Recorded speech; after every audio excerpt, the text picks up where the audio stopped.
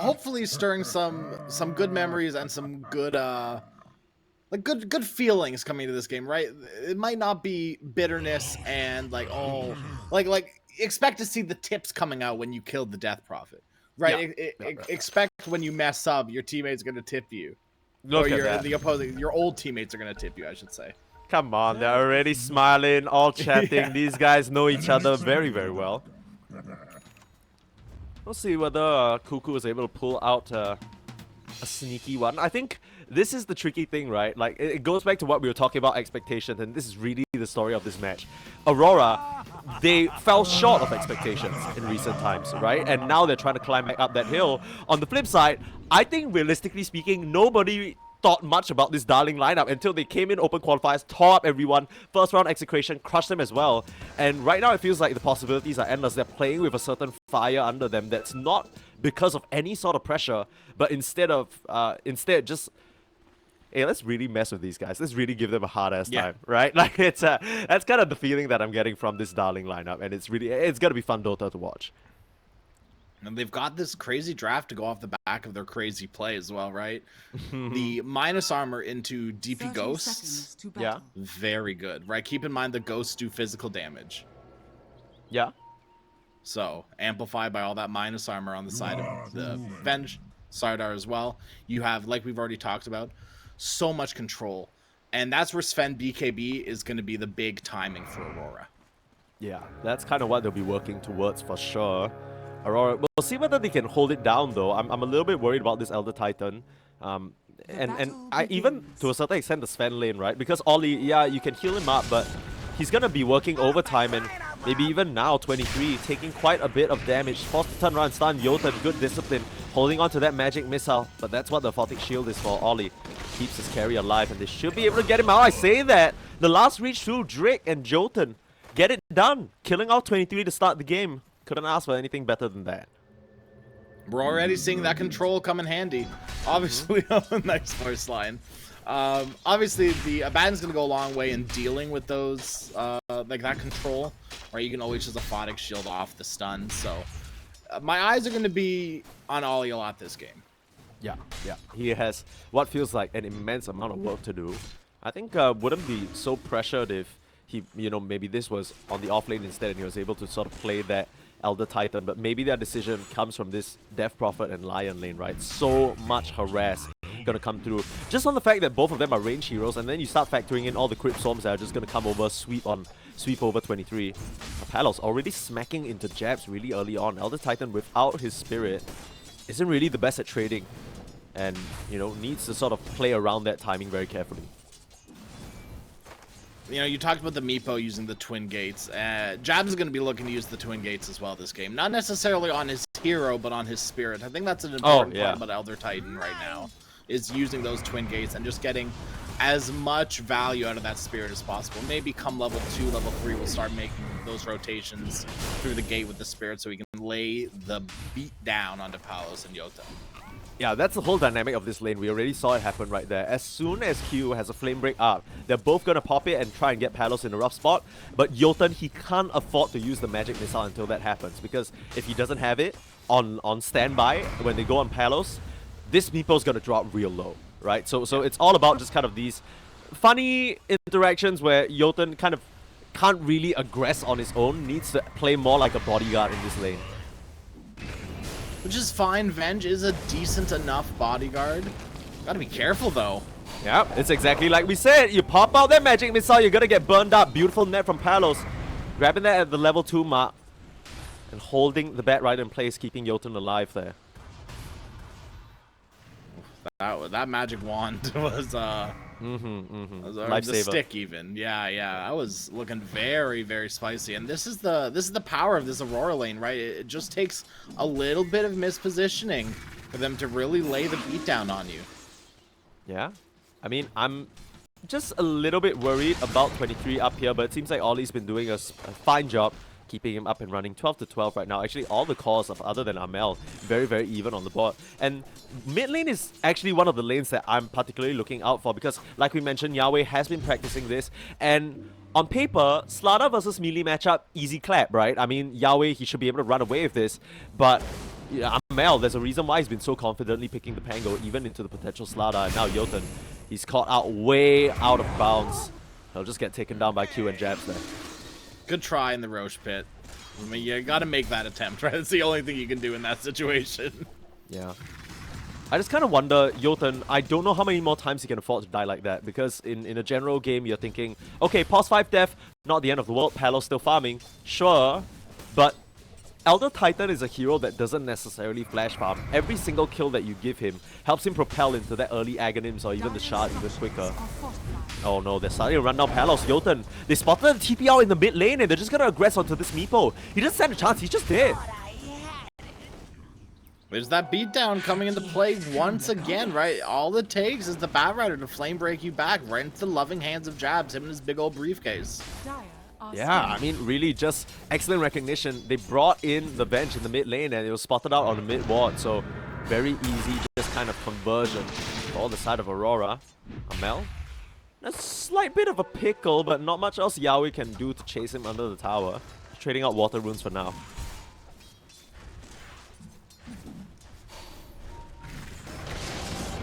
He's doing actually not too well in this lane. Obviously, the Death Prophet is quite a hard laner to lane up against as any sort of melee hero, especially a double melee lane. But I didn't... Okay, no, that's not true. I didn't expect more. I expected Ollie to maybe do a little, like, some pulling. Like, he's already unblocked that easy camp. You just want to pretty much deny as much XP from this Death Prophet as possible because you're not killing her.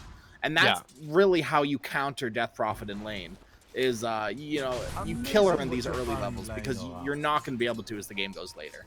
Yeah, I mean, once you hit that level 4-5, right, Spirit Siphon up to level 3, ain't happening, especially with two melee heroes.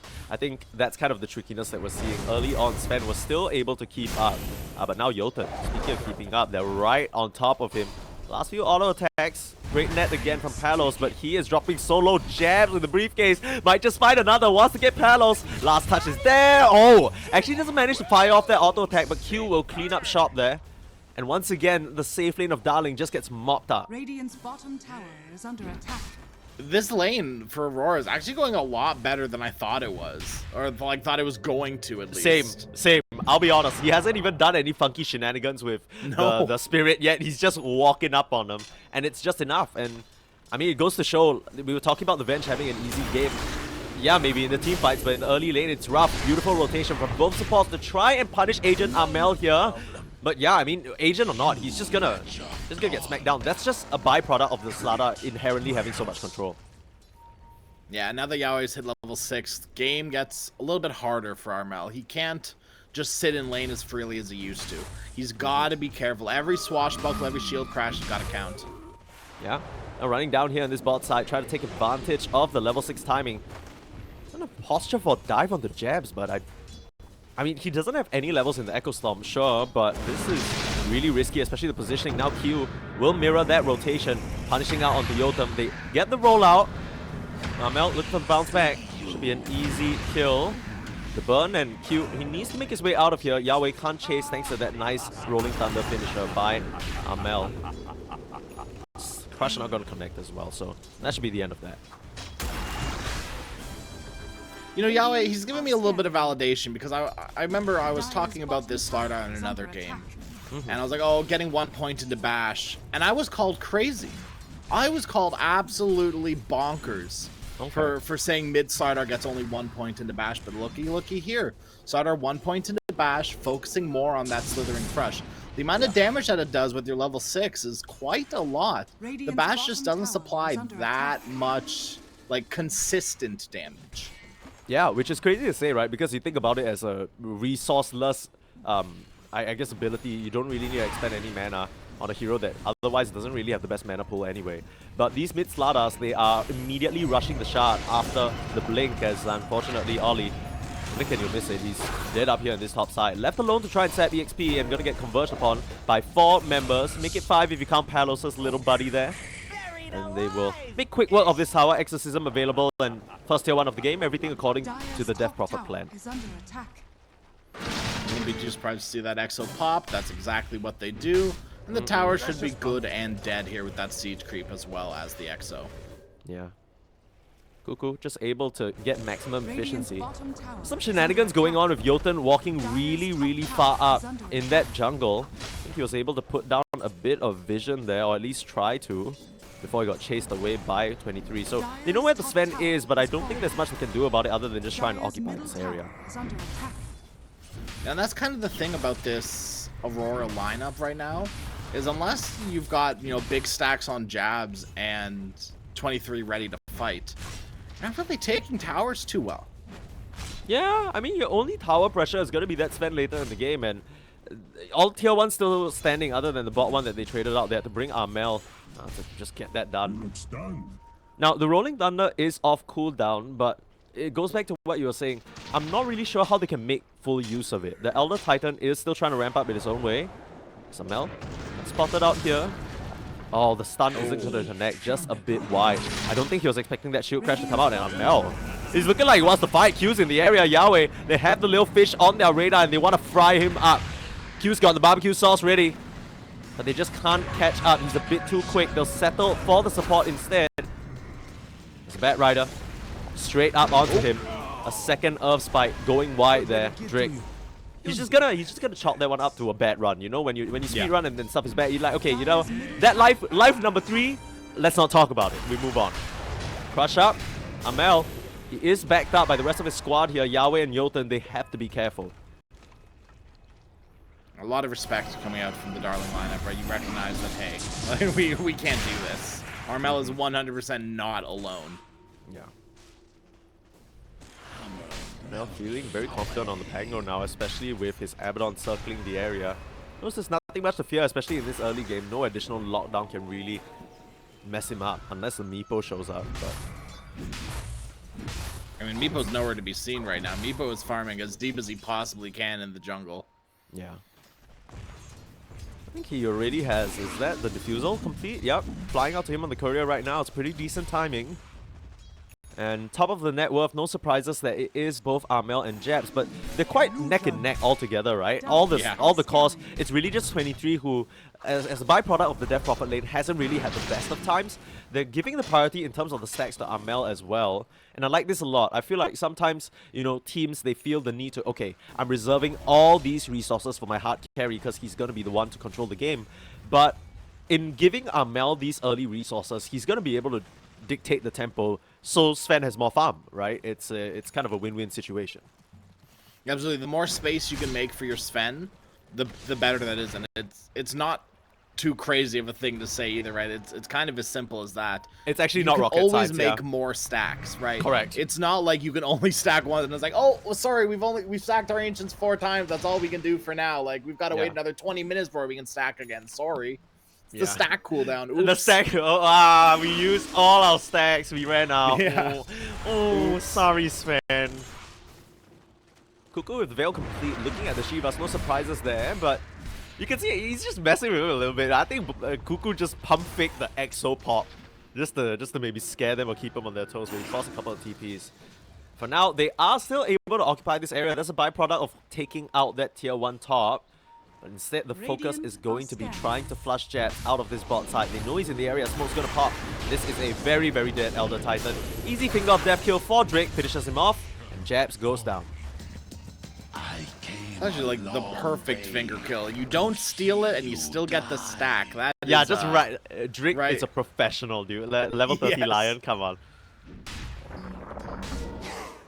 Want to see if Palos wants to get a little bit aggressive with at least one of his Meepos now that that Diffusal Blade is complete. But maybe he's just not feeling confident enough until that Aghanim Scepter's online, and that's totally fair too. Yeah, no need to risk it, right? We already talked about how Aurora geared up to try and deal with this run at you. And, you know, the last thing you want is to derail this insane Mega Meepo timing. Drake gonna get caught out by Q again. 2-level disparity as Armel comes swooping in. The swap is there though. Jotun helps his buddy out, but you see the swap? That's an easy lasso right there. Now Palos, he's still considering whether he wants to get involved. The swash is not going to connect and Jotun will be able to walk free. That's how the dust settles. I mean, they see Yahweh come in and they're like, okay, yeah. We're just playing, bro. We're just playing. Yeah, chill. Yeah. Why are you running at us as fast as Usain Bolt right now? It ain't like that. EXO in the mid lane though, taking advantage of positioning. I love this aggressive move from Cuckoo. Gonna try and push the issue, quite literally. I mean, you got so much armor on Death Problem right now. Like, you cannot burn her down as fast as you'd like to. Still gonna try though. Silence out. Bosku. He's holding in front lines for now, but where is the backup? Yahweh. Bit worried about committing into this area. The sun comes out. 23 TPing in.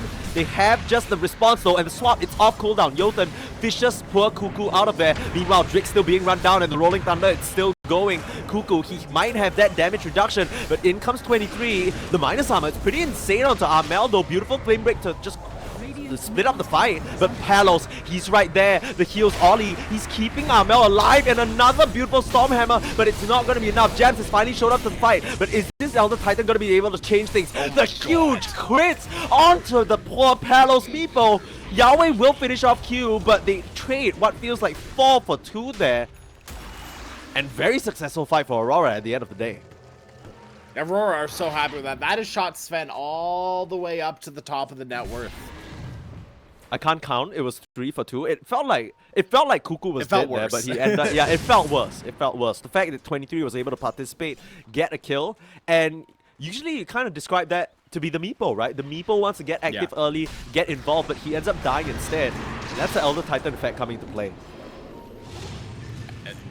Quite successfully as well. Like, we were kind of scratching our heads at this Elder Titan, like, oh, like, you know, you might not have that much impact this game. You can kind of just fall off. You're not so much as a farmer, but Jabs, he's getting close to that Aghanim Scepter already, and no levels into split, like, not needed, really, right? When you can just max out this spirit and start whacking away.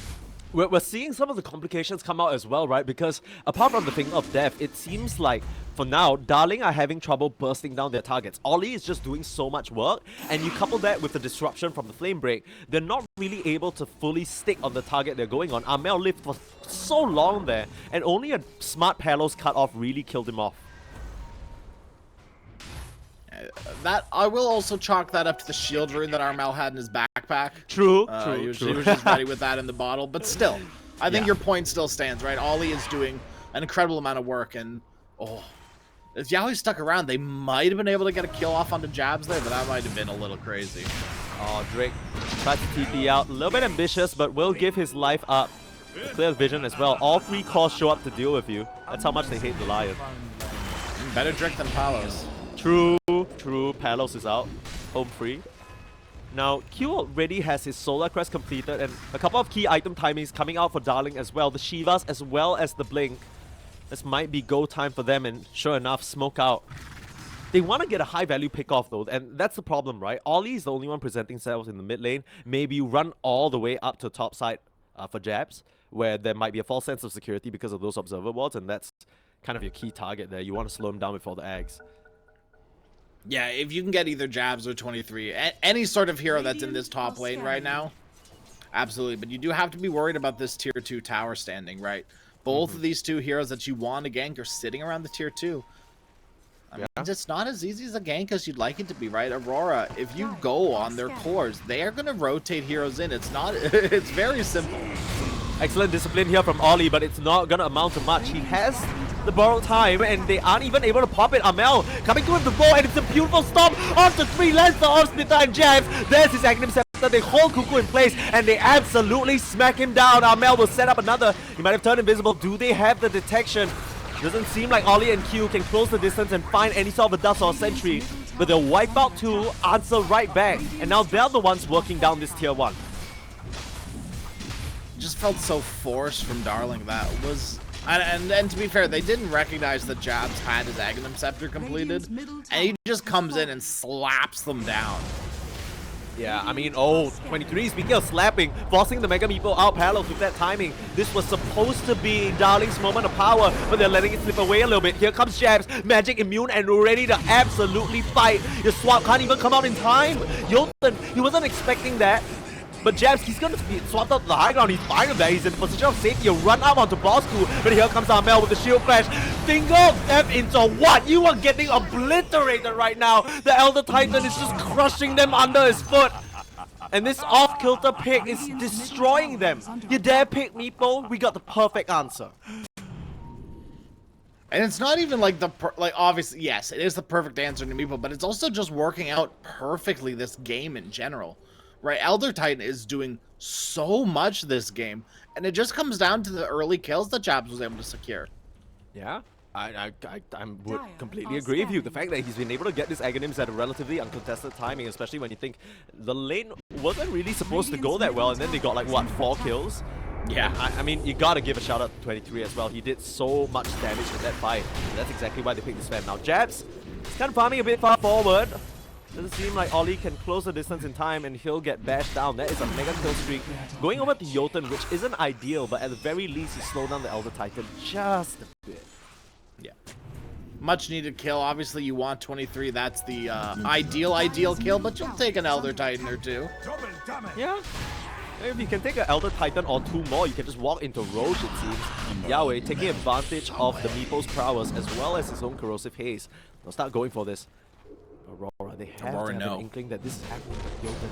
Oh, he's gonna spot the Twin Gates being channeled. He'll offer himself up as a sacrifice, just buy that little bit of time, but he isn't the tankiest. In comes Q, breaking it up. Now Palos in some trouble. You don't have mana on Armel to get the Rolling Thunder off though. Ollie will pass him a nice little Lotus. That'll be enough to force them off this objective. It's a bit of an awkward situation. Yeah, you need to bring the full force. Roche is so low. Yeah, everybody has to come in. You need to contest for this. This is such a moment of power if Palos is able to grab the Aegis for himself, but it seems like Aurora will just filter in, pop the God Strength, clean this one up for themselves. Nothing much the Darleng can do about it. He can't. Surely not. He's waiting around. Q. Not in time, just a little bit late, and he might just pay the price for that. Yahweh. A little bit off on the timing. He's just gonna get smacked down. 23. Becoming a real god in this game now. 12k net worth, eclipsing the Meepo. And just feeling so strong, especially with Ollie backing him up. I think Ollie is right now the key hero on the map. Oh, for right. sure. Obviously, 23 is the big man here, but Ollie and Jabs as well to a good degree as well has been really the key heroes in this game. I think I guess the telltale sign that it's not just a single carry lineup is the fact that both supports have gone for that Solar Crest, and it's going to work so well both on Jabs and on the Sven, right? They are just all they need is to be broken free from the 1 or 2 stuns that come out initially. And one thing we're realizing about the Darleng lineup is they don't do well on the back foot. They can't exactly take the fight that they want while they're retreating. They're very much run at you and force you to respond to them. But if they're the ones responding, it's not that good of a look. Well, we got the Curse of Avernus for a Baden. No, compared to the Jotun shard, that's a little worse. I feel like that's safe to say. Yeah, I mean, his attack damage of 102, a little bit of a tickle there to add on to the festivities, I guess. You know, you'd love to get something like maybe even the Bat Rider shard. It's pretty... Yeah. Actually, no, I think both support shards are kind of dog water this game. It's not that great for... I think the Bat might be like a little better. Like, probably not 0.1% better, yeah, right? Like, it's not that... I feel like this works out for Bat Rider core, where you go like Refresher, Octarine, E-Blade, Kaya as right now Q, he's just going in. Force the net up. Aggressive move, but the setup is there. Jotun should be easy pickings here. Swashbuckle comes through as Meepo able to escape thanks to the poof away. You can sense how confident Aurora are feeling. 8k gold lead up at this juncture in the game. It's only 20 minutes. And Palos, he loses that disperser on the Courier. Oh no. 2.5 minutes without the disperser. That is devastating. That is the item that you really want to be able to fight with. That's so important against this lineup as well. Yeah, I mean, Palos, he's just gonna get lassoed. Your bench is dead and there's no swap available. Palos is just gonna be easily picked off. The Aurora lineup just crushing their opposition now. Drake, the Gossamer's Cape will keep him alive for half a second. Oh man, Aurora are running away with this one. Dude. Darleng, they have to slow this game down somehow, but Aurora, they're not letting up. Aurora have just absolutely exploded off of that brilliant early game from Jabs, right? And we were worried a bit about how Yahweh was going to fare against Armel, but there's a reason why they confidently take this tango every single time. Looking like Southeast Asia Quinn right now with how unstoppable it is. He just gets the work done, the Rolling Thunders always hit, and there's no response. Yeah, and like we kind of talked about yesterday, the thing about Pango right now is that his counters aren't really in the pool anymore. Right, the big ones like the Grimstroke, the Bane, these heroes just don't see play. Beastmaster as well, like there's nothing anymore. Dude, Ollie reaching the front lines. Bosku tries to walk up to the high ground, but this is not where you want to be. You're the wrong side of the map, my friend, and you don't have any save. I say that Jotun still manages to get the swap out, but it is not gonna matter. The shield crash finishes him off, and they'll clean up the Vengeful Spirit while they're at it as well. No mana on 23, no problem. It seems like the attack damage, it's just through the roof.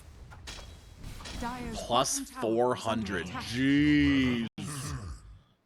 Schnasty stuff. I mean, he has additional move speed with Yasha, Gossamer's Cape, and he's going for a Sanjin Yasha.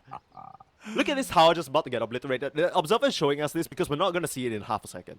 Yeah. As soon as the game unpauses, he's done. Dude, look at the Elder Titan's sort of face paint that he has on. Also, he's pissed. I mean, I think that's kind of Jab's like vibe this entire game. He's like, you dare pick Meepo into my lineup? Are you trolling? How dare you? How dare you? How dare you? To see that coming. Yeah, I mean, Bosku says it best, right? Yeah, that's exactly right. I took the words right out of our mouths, right? I think the main thing about Meepo is in the past it was very much like we kind of discussed this already with Meepo's prevalence in the meta. It was very much a cheese pick in the past where you try and take advantage of the hero's explosive potential to just get the advantage over your opponents.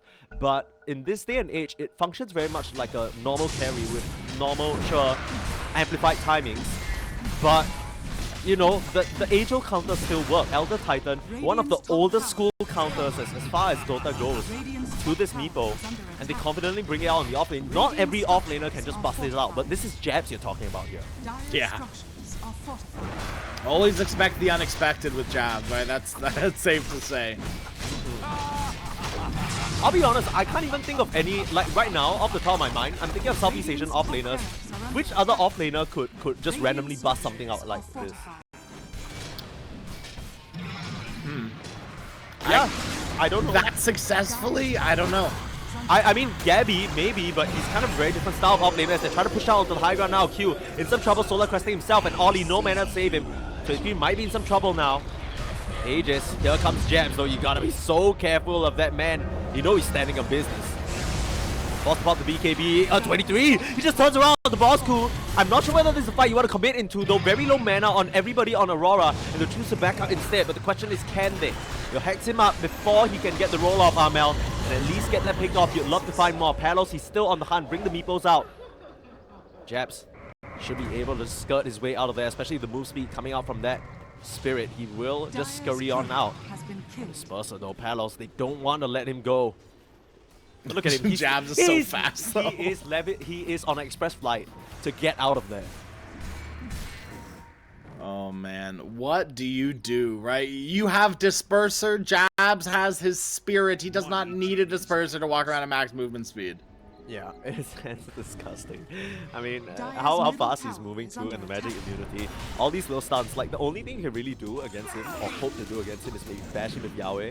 But I can't help but feel like Yahweh, sure, he's got the shot, he's got the blink, and even the Echo Saber working his way towards the Axe now, but he's yet to really find the connections that he needs in this fight. Cute. Oh, cute. It doesn't matter. It's fine. It's fine. They got like 2 ways to pull him back, and Cuckoo dies up here in this top side, feeling a little bit too comfortable. Easy pick up. Maybe Q was waiting for like the lion stun or something, right? He was waiting for some sort of control from the lion, but lion was gone. The lion's out of there. Nah, this kind of feels like one of those anime moments where, like, you know, you're in the middle of a fight and suddenly a way stronger foe shows up, and he doesn't immediately hit you. He first, like, there's this like whole 3-second cutscene where he's like smiling next to you, and the main character just kind of, there's dread that sets in. Q just walked up there. He's like, I don't know how to break this to you, but you're about to get lassoed, and then bam, he's dead, right? Like, yeah. You gotta deliver the killer line first. Whisper in his ear, "You're toast, buddy," and then just get obliterated. Dire's bottom tower. Go. But obviously it's Bat Rider too, so he's got like a twang to it, right? Yeah, he's like going somewhere, Death Prophet, or some shit like that. Never again, please. I can't do a Bat Rider accent. It's fine though.